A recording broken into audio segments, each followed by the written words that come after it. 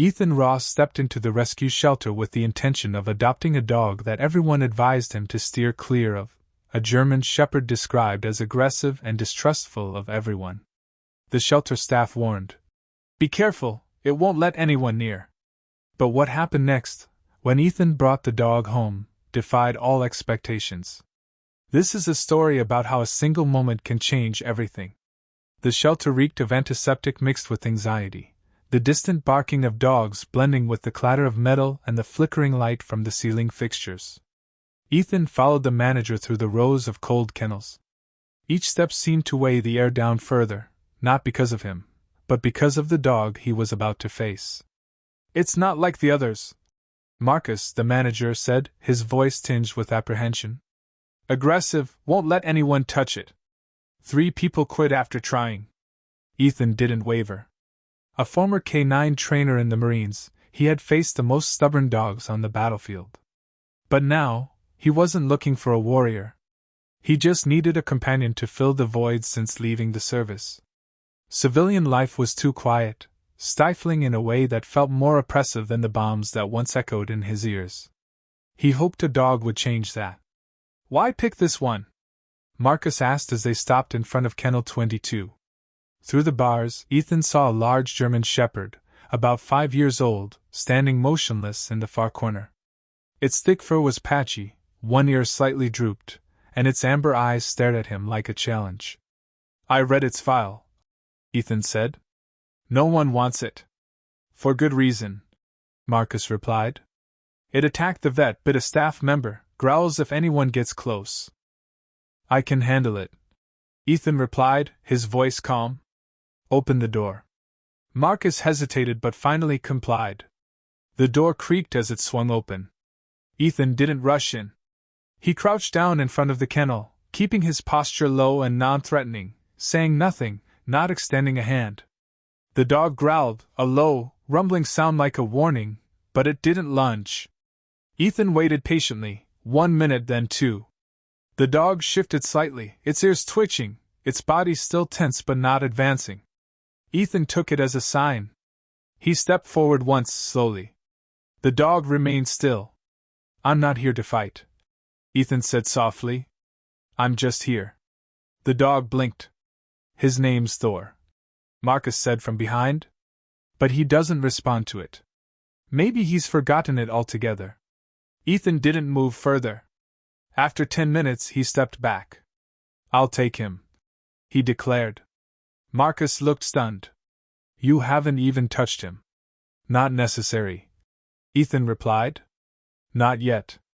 That night, the adoption was finalized with strict conditions: an experienced handler, no children in the home, full liability waiver. When Thor was loaded into Ethan's truck, he didn't resist, but he didn't relax either, just stared straight ahead, still as a statue. On the drive home, Ethan kept quiet, no music, no words, just the steady hum of the engine. Thor sat in the back, silent, enigmatic. Ethan's house sat on a suburban hill, simple, single-story, fenced in, uncluttered, with wide open space. When they arrived, he didn't rush to let Thor out. He opened the truck bed, letting the dog take in the air, letting the stillness guide the moment. Then he unlatched the gate. Thor stepped out deliberately, head low, body taut but not growling. He surveyed his surroundings, taking 2 steps toward the house. Ethan opened the front door, no leash, no commands, just freedom. Thor walked in, brushing past him, entering the living room and lying down, still alert, but not hostile. Ethan noticed the growling had stopped. But this was only the beginning. The days that followed revealed a different truth about Thor, a dog that didn't need control, but something deeper. For the first 2 days, Thor was utterly silent, no barking, no growling, not even a whimper. There was only the sound of his claws tapping on the floor and the heavy shuffle of his body moving between corners of the house. Ethan wasn't sure if that was good or bad, but he kept his distance. He left the back door open during the day for Thor to access the yard, always keeping food and water available, never trying to touch him or call his name, just coexisting, calm and unpressured. At night, Thor didn't sleep but paced, his steady footsteps echoing through the walls, occasionally pausing near Ethan's bedroom door before continuing, restless, always vigilant, like a soldier on patrol. On the third morning, Ethan sat on the porch with a black coffee, his jacket shielding him from the early chill. As the sun peeked over the horizon, he heard soft steps on the wood. Thor appeared, not looking at him, not making a sound, just sitting a few steps away, not close, not touching, but near enough to make Ethan pause mid-sip.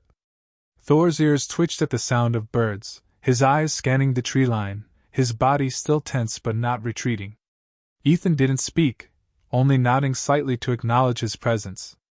Thor returned the next morning, and the one after that, always silent, always there.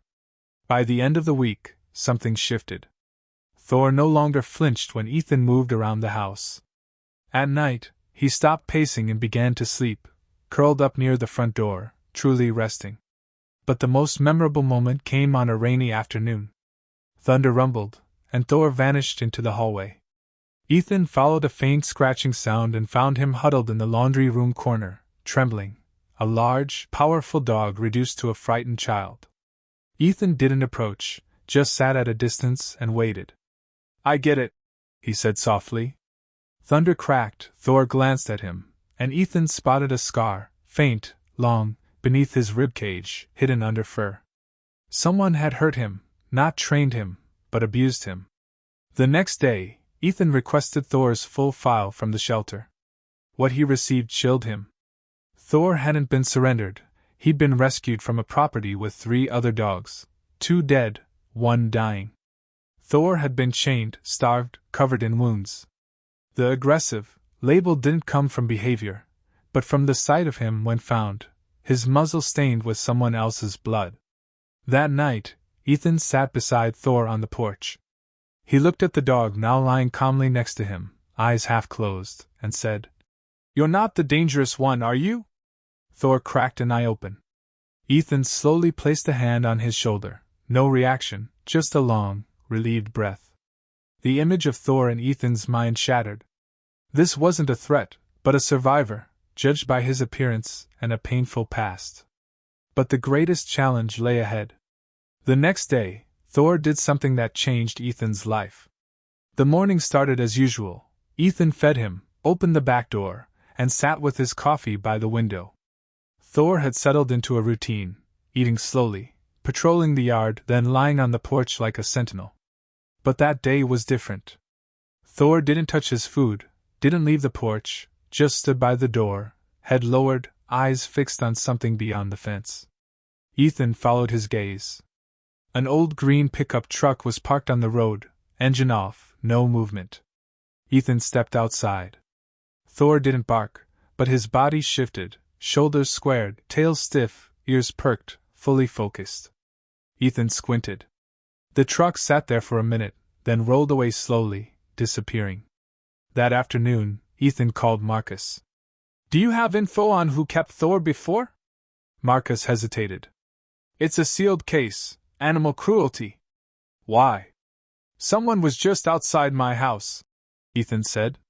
"No plates, just watching." Marcus lowered his voice. "Be careful." That night, Ethan moved Thor's bed near his own, checked the locks, and readied his gun. Both slept fitfully. The next day brought a turning point. Ethan was fixing the fence in the garage when Thor barked, the first time Ethan heard his voice, booming like thunder. He rushed to the yard. The green truck was parked at the gate, a middle-aged man in dirty clothes shouting, "I know that dog's here! Give it back!" Thor stood between him and the house, teeth bared, barking resonantly, but he didn't charge, he held his ground. Ethan stepped forward. "Get out of here!" The man didn't budge. "That's my dog. I trained it to protect. You made it survive." Ethan shot back. The man pointed. "You don't understand it." "I understand plenty," Ethan said. "And I know what you did." The man glanced at Thor, then Ethan, and backed off. "Watch yourself," he muttered, climbing into his truck and speeding off in a cloud of dust. Thor turned, pressing against Ethan's leg, not out of fear, but as if asking, "Am I okay?" Ethan knelt, wrapping his arms around him. You're home now. From then on, Thor didn't just guard Ethan's house, he guarded himself. The fear faded, but Ethan knew this trust was fragile, and that man wasn't done.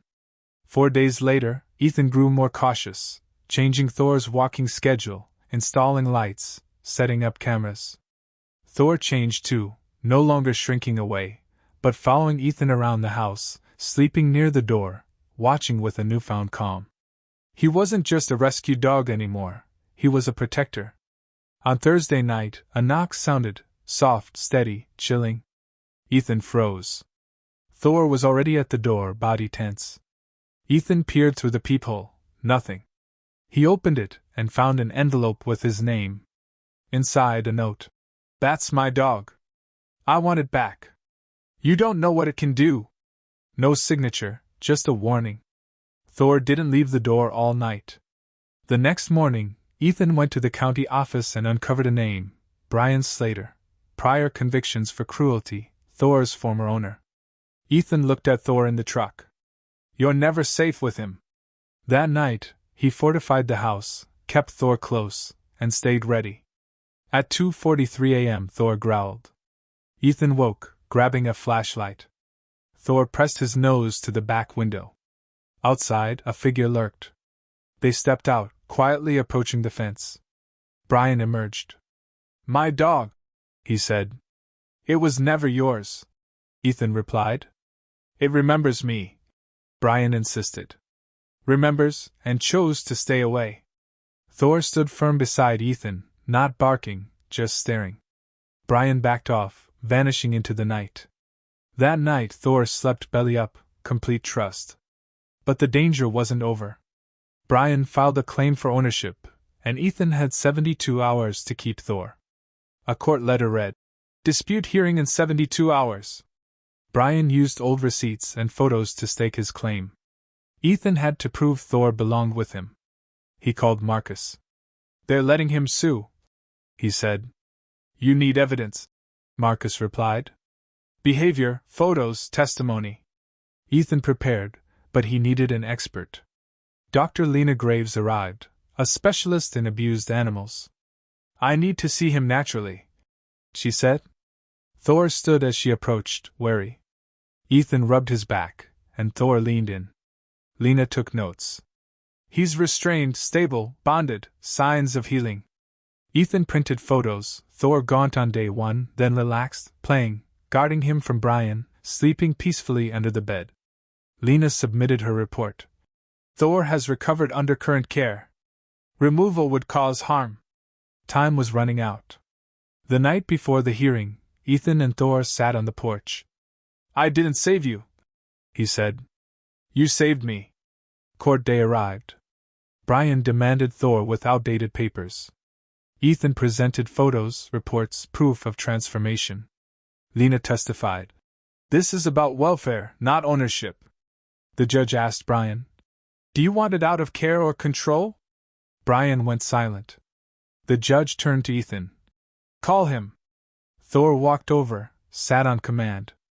If Mr. Slater takes him? Ethan said. Try it. Brian stepped forward. Thor stiffened, not attacking, just staring. Brian stopped. The judge ruled. Thor stays with Mr. Ross. Brian stormed off.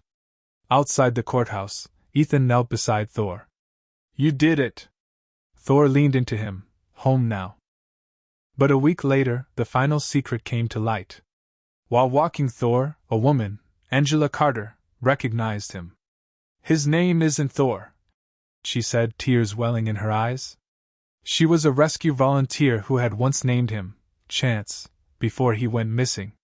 She showed Ethan a photo, Thor younger, chained up. I thought I'd lost him forever, she said. Thor licked her hand, then returned to Ethan's side. You're his Chance, she told him. That night, Ethan looked at Thor. Whatever your name, you're my Thor. Thor sighed, leaning into him.